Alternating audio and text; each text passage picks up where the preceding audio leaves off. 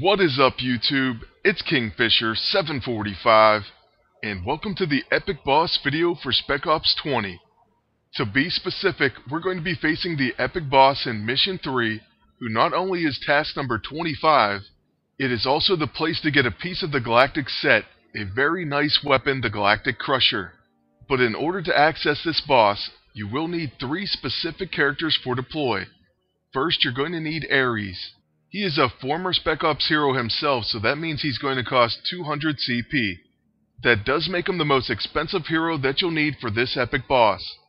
The next hero, going in order from most expensive to least expensive, is going to be none other than a Galactic Guardian Raccoon. He was the first Guardians of the Galaxy hero that was released as a PvP reward.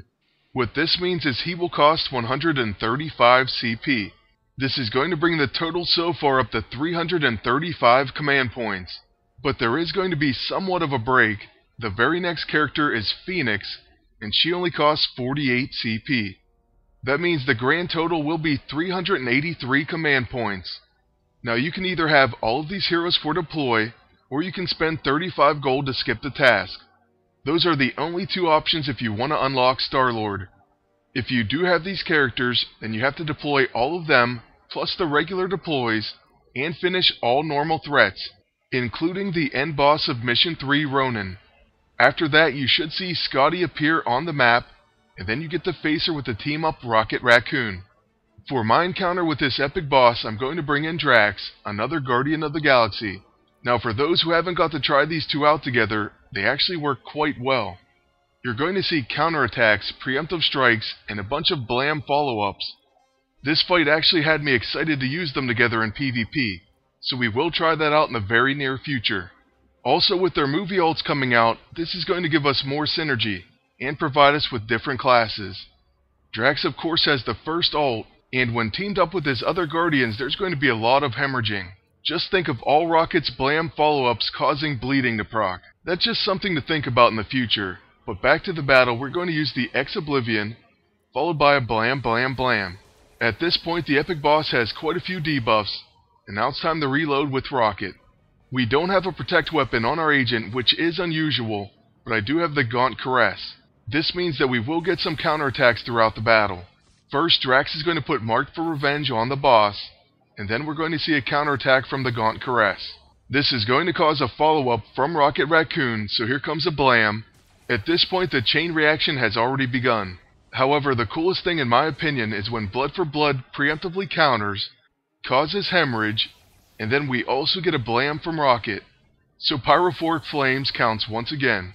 Then Skadi takes more bleed damage when she attacks my agent, and this attack also procs a counter, which is yes going to cause another blam. At this point the boss has already pretty much had it. We're going to get a turn with Drax, and after using Cry for Blood, we can use his level 9 Daggerfall. This does a very nice finish, 35k, and that's a PvE hit. Now as we come to the end of this particular battle, this was my attempt to finish Spec Ops 20. So there's our task 25 coming up complete. We get our 1 command point reward, and then we also unlock Star-Lord.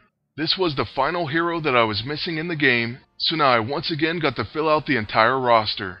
It's a pretty great feeling, and for those wondering, I do have Star-Lord training to level 9 right now. That means that very soon we'll have some PvP footage of this character in action. Next up will be the boss roulette, and we're going to go for that Galactic Crusher.